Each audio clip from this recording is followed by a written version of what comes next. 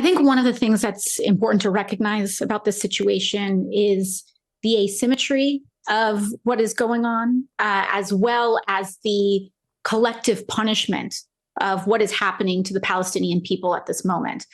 Hamas has absolutely engaged in horrific attacks, and every single day there are more details that are released about what occurred on October 7th that shocks the human consciousness and shocks our conscience, our collective conscience.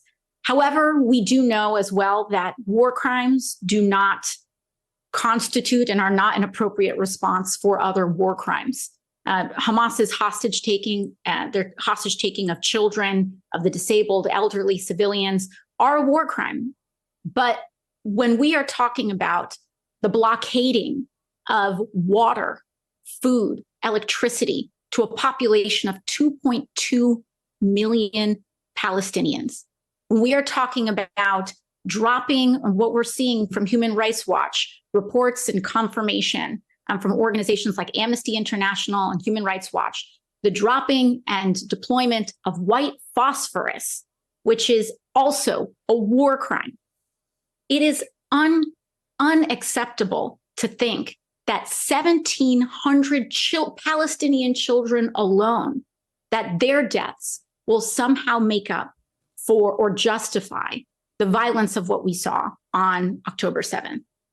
You know, here in Congress, every single year we pass a defense budget, and every single year we hear about the precision, the sophistication, the technological capacities to meet targets with such precise strikes.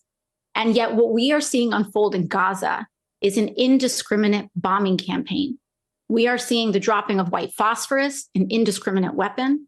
We are seeing civilian centers being bombed. We are seeing churches. We are seeing thousands upon thousands of people being killed by these strikes. And it occurs to me, and I think a question that we all must ask ourselves is, what price of innocent life is acceptable in terms of targeting Hamas? And are we even receiving? We are receiving daily counts every day about the number of innocent people that are dying.